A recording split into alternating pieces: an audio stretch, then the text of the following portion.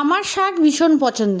তো আমার শাকের পছন্দের মধ্যে সবথেকে যেটা ভালো লাগে সেটা হচ্ছে লাফা শাক। হ্যাঁ বন্ধুরা, লাফা শাকের প্যালকা খেতে কিন্তু দারুণ মজাদার। যে খেয়েছে সে বুঝতে পারবে এটা কি স্বাদ। আর যারা এখনও খাওনি আমার এই রেসিপিটা দেখে তারা একবার প্লিজ ট্রাই করো। বাই দ্য ওয়ে, আমি প্রিয়াঙ্কা, তোমাদের সকলকে জানাই আবার নতুন করে একবার স্বাগত আমার channel Priyanka's kitchen recipe in বেঙ্গলিতে। আজকে আমি তোমাদের সাথে খুবই সহজ পদ্ধতিতে লাফা শাকের প্যালকা রেসিপি শেয়ার করব। আশা রাখছি বন্ধুরা তোমরা পুরো ভিডিওটা স্কিপ না করে দেখবে। তো লাফা শাকের প্যালকার জন্য দেখো আমি 2 আঁটি লাফা শাক নিয়ে নিয়েছি। আর লাফা শাকটা দেখতে ঠিক এরকম হয়। তো এবার লাফা শাকটাকে কীভাবে বাছতে হয় সেটা আমি তোমাদের সাথে শেয়ার করব। লাফা শাকের একদম যে পাতাগুলো হয় শুধু পাতাগুলোই নেব না। লাফা শাকটা এরকমই হয়, পাতাটাই শুধু খেতে হয়, বাকি ডগাগুলো কিন্তু খাই না আমরা। অনেকে হয়তো খায়, আমি খাই না। তো পাতাগুলো সব এরভাবে একটা একটা করে ছিঁড়ে ছিঁড়ে পাতাগুলোকে ভালো করে বেছে নিতে হবে। এই লাফা শাকের প্যালকাটা কিন্তু খেতে এমনই টেস্টি হয় যে গরম ভাত দিয়ে কিন্তু শুধু এটা দিয়ে ভাত খেয়ে নেওয়া যাবে। তো দেখো পাতাগুলো এরকম একটা একটা করে ছিঁড়ে আমি ঝুড়ির মধ্যে বেছে বেছে রাখছি। সব শাকগুলো আমি ঠিক এইভাবেই একটা একটা করে পাতা ছিঁড়ে ছিঁড়ে রাখবো। এই শাক রান্না করতে তেমন কোনো ঝামেলাই নেই, একদম চটজলদি একটা রান্না, 10 মিনিটে একদম শাক বেছে রান্না করা হয়ে যাবে। খুবই তাড়াতাড়ি, খুব কম সময়ে, খেতে খুব সুস্বাদু একটা শাক। আর এটা কিন্তু একটু ঠান্ডা হয়, মানে এই লাফা শাকটা ঠান্ডা, আর এটা শীতের দিনেই বেশিরভাগ পাওয়া যায়।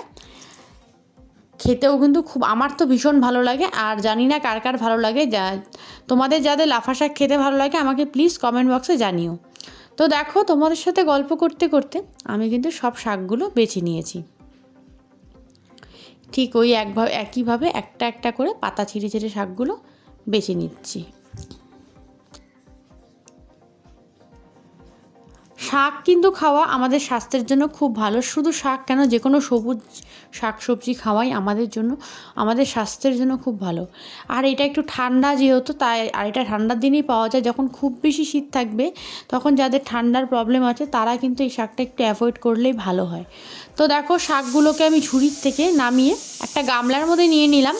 নিয়ে এখন গামলার মধ্যে জল ছেড়ে দিয়েছি। এখন জল দিয়ে শাকগুলোকে খুব ভালো করে ধুয়ে নেব। তোমরা প্রত্যেকে যারা আমার ভিডিও দেখো জানো আমি শাক কিন্তু খুব অনেকবার করে ধুই, 3 থেকে 4 বার আমি ধোবো শাকটা।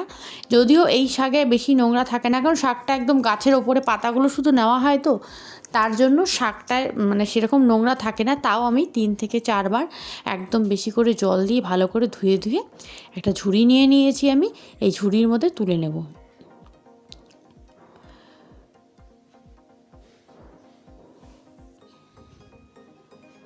ঝুড়ির মধ্যে তুলে নিচ্ছি। তা আমি যে কোনো শাক সবজি বেশিরভাগ আমি, তোমরা দেখো ভিডিওতে, আমি ঝুড়িতেই ধুয়ে রাখি, তাতে কী হয় জলটা ঝরে যায়।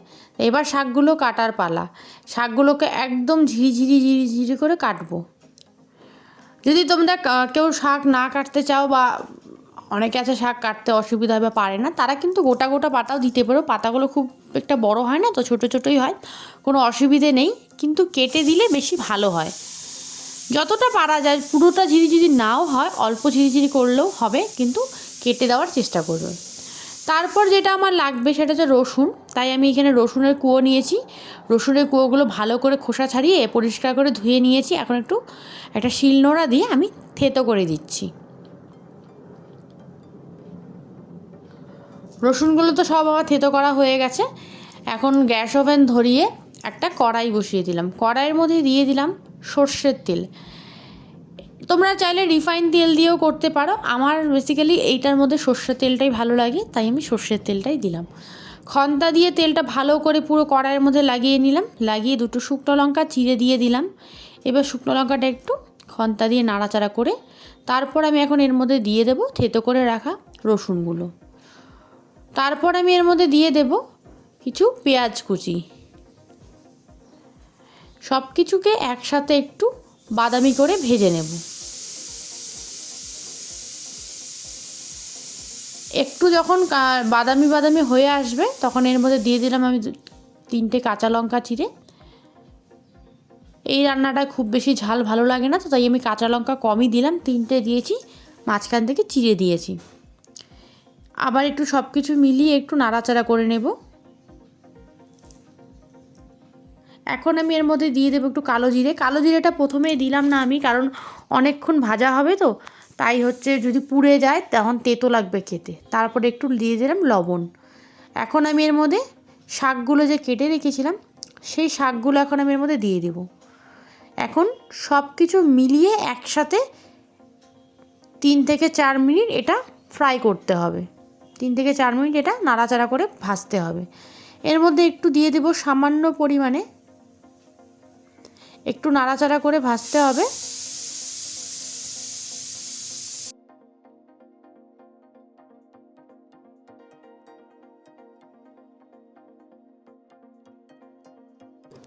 তিন থেকে 4 মিনিট এভাবেই কন্টিনিউ নাড়াচাড়া করে ভাজতে হবে। এর মধ্যে এখন দেখো কতগুলো শাক ছিল, ভাজতে ভাজতে কতটুকু হয়ে গেছে।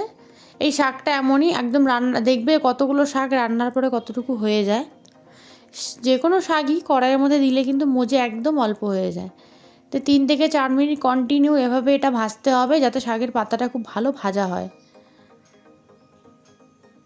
এখন এর মধ্যে আমি দিয়ে দিব সামান্য পরিমাণে হলুদের গুঁড়ো। হলুদ আমরা প্রত্যেকেই জানি হলুদ অ্যান্টিসেপটিক, তাই আমি সব রান্নাতেই কিন্তু হলুদ দেই আমি। হলুদটা যেহেতু অ্যান্টিসেপটিক, আর এই শাক বলো সবজি বলো এখনকার দিনে সব কিছুতেই স্প্রে করা হয়, এই কীটনাশক মারার জন্য স্প্রে করা হয়, তো এগুলো কেমিক্যাল, হার্মফুল আমাদের হেলথের জন্য। কিন্তু কৃষকরা তো এটা দেবেই, না হলে আবার শাকসবজিগুলো নষ্ট হয়ে যাবে, তার জন্য। তাই আমি কিন্তু সবসময় হলুদটা সব কিছুতেই আমি কম বেশি ব্যবহার করি, হলুদটা অ্যান্টিসেপটিক সেই কারণে। তো এটা আমার ভাজা হয়ে গেছে। এখন আমি এর মধ্যে 1 কাপ পরিমাণে জল দিয়ে দিলাম। যেহেতু প্যালকা করব আমি, প্যালকাটা খুব বেশি ঝোল ভালো লাগে না। প্রথমে 1 কাপ দিলাম, তারপর দেখে মনে হলো আরও একটু লাগবে, তাই আমি আরও 1 কাপ, মোট আমি এখানে 2 কাপ জল দিয়েছি। এবার এটাকে 5 মিনিটের জন্য ঢাকা দিয়ে রান্না করে নেব। 5 মিনিট হয়ে গেছে। 5 মিনিট পর আমি ঢাকাটা খুলবো। ঢাকাটা খোলার পরে দেখো আমার কিন্তু শাকটা খুব ভালো সেদ্ধ হয়ে গেছে, আর ঝোলটাও কিন্তু অনেকটাই টেনেছে। তো এই দেখো প্যালকাটা ঠিক এরকমই হবে খেতে, শাক আর ঝোল। এটা কিন্তু খেতে দারুণ লাগবে। তো নামানোর আগে লবণ আমি টেস্ট করে নিয়েছি, সব কিছু পারফেক্ট আছে। তো এবার এটা একটা বাটির মধ্যে নামিয়ে নিলাম। এই দেখো আমার প্যালকার ফাইনাল লুক, দেখেই কিন্তু খুব টেস্টি মনে হচ্ছে খেতে, আর সত্যি খেতে কিন্তু দারুণ লাগে। তো বন্ধুরা, যাদের আমার এই রান্নার ভিডিওটা ভালো লেগেছে তারা প্লিজ আমার চ্যানেলটাকে সাবস্ক্রাইব করে আমার ছোট্ট পরিবারে অংশগ্রহণ করো। আর এই ভিডিওটা ভালো লাগলে অবশ্যই লাইক কমেন্ট শেয়ার করো, যাতে ভিডিওটা সবার কাছে পৌঁছায়, আর আমার ছোট্ট পরিবারে অংশগ্রহণ করো। যারা ফেসবুক থেকে দেখছো বন্ধুরা, তাদের কাছে অনুরোধ করছি প্লিজ ফেসবুকের পেজটা ফলো করে দিও, আর ভিডিওটা লাইক কমেন্ট আর শেয়ার করে দিও। তো আমি যেই পদ্ধতিতে দেখালাম তোমরাও এরকম করে লাফা শাকের প্যালকা বানাও, বানিয়ে খাও আর সকলকে খাওয়াও। আশা করছি বন্ধুরা ভালো লাগবে। ভালো লাগলে আমাকে কিন্তু কমেন্ট বক্সে জানাতে ভুলো না। তো আজকের ভিডিওটা এখানেই শেষ করছি। টাটা।